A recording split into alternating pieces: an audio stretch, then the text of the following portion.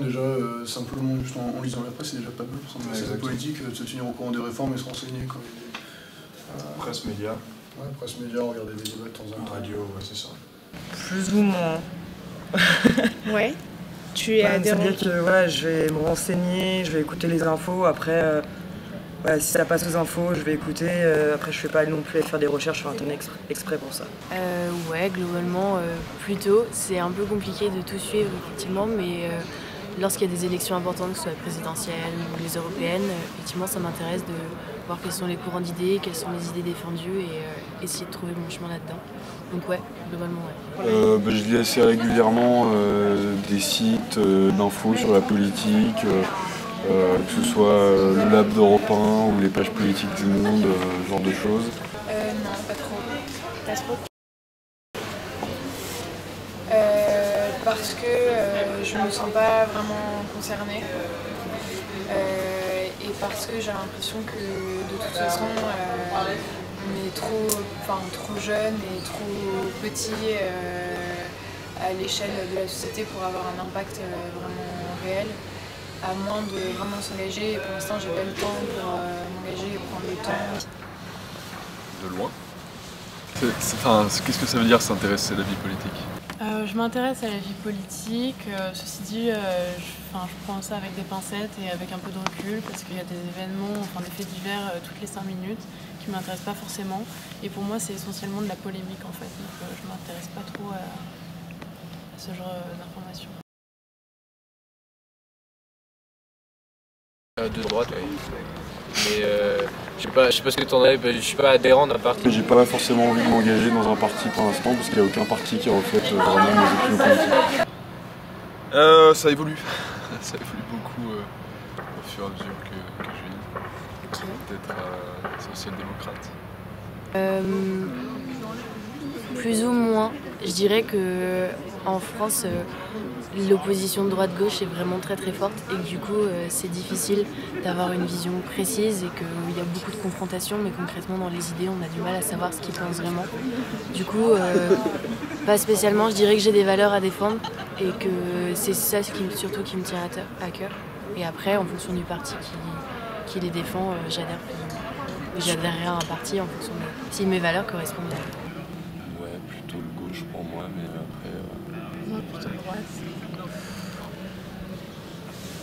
Je dirais qu'il y a différents courants d'idées, je vais prendre des choses dans différents courants d'idées, après je suis pas à suivre un courant d'idées spécifique et juste écouter ce qu'ils disent et être d'accord avec tout.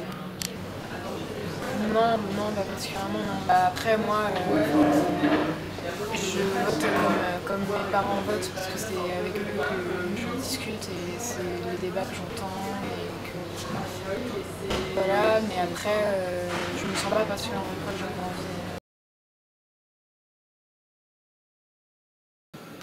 C'est vraiment la merde. Je trouve que c'est assez.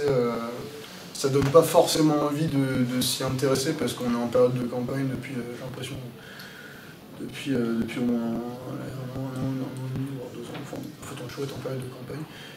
Et la vie politique aujourd'hui, entre pour les Républicains, le PS et le Front National, qui polarise un petit peu, j'ai l'impression, les déclarations de la plupart des gens, c'est plus une histoire de personnes que de fond. Je pense qu'il n'est pas forcément très intéressant. On a plus l'impression d'entendre des drames entre les partis que d'idées concrètes. Je le trouve bouché et je trouve dommage qu'il n'y ait pas assez de jeunes qui s'investissent en politique. Et je pense que là-dessus, nous, on a un travail à faire pour redynamiser tout ce monde politique, proposer des idées nouvelles, proposer des idées qui parlent plus aux jeunes aussi. Parce qu'on a une génération qui ne vote pas beaucoup et qui s'y intéresse pas beaucoup. Un peu en crise, dans le sens où je pense que bientôt ça va changer, que le modèle actuel, le bipartisme qui devient un tripartisme devrait normalement se renouveler, quoi. Et là aujourd'hui, la situation actuelle fait que ces trois partis, on ne sait pas tellement en quoi, qui pense quoi, quel est le rôle de chaque parti, quelles sont les différences entre la droite et la gauche. Il y a le FN qui fait peur. Je pense qu'aujourd'hui, il n'y a pas tellement de... Contrairement à l'étranger, par exemple en Angleterre, où on voit dans les débats télévisés qu'il y a 4, 5, 6 partis. En France, c'est vrai que 90% du temps de parole c'est monopolisé par ces trois partis-là. Donc je trouve que ça va être amené à se renouveler. Atomisé. Beaucoup de petits partis, je trouve. On a un peu perdu les grands partis des grandes époques, des Chirac, etc.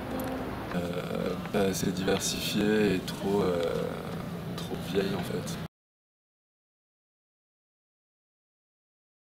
On a une vision vieille de la politique avec des vieux croutons qui sont dans leur coin, avec plein de trucs qui passent sous la table, qui se passent dans l'ombre, et finalement on ne sait pas exactement quelle est la réalité et quelle est l'honnêteté de ce milieu.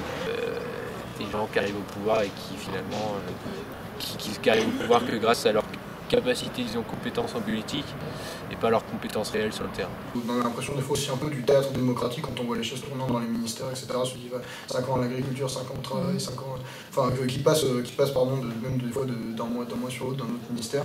Des gens, quand on regarde leur passé, le mec qui a été prof d'allemand fait ça, je me suis dit mais c'est quoi c'est quoi tes compétences? Donc après on ne sait pas, est-ce que c'est les technocrates derrière qui font tout? Toujours les mêmes personnes, ça n'a pas vraiment l'air de changer. On n'a pas l'impression que, de toute façon, quoi qu'on dise, on n'a pas l'impression que les gens vont bouger.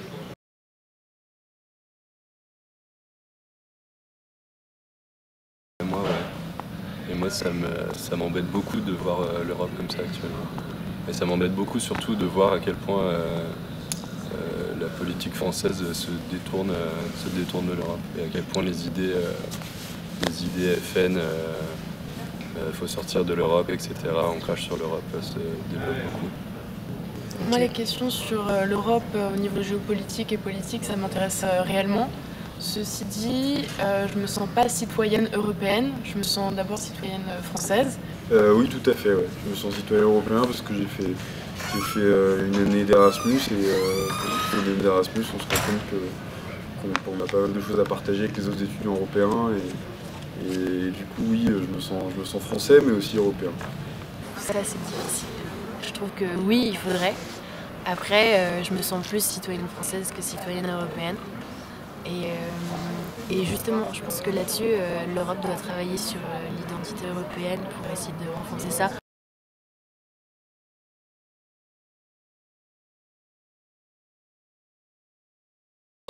Hashtag polémique. Hashtag bordel. Je dirais désordre. Hashtag 2017. Catastrophique. Hashtag bougez-vous. Hashtag bordel. Hashtag comme d'habitude.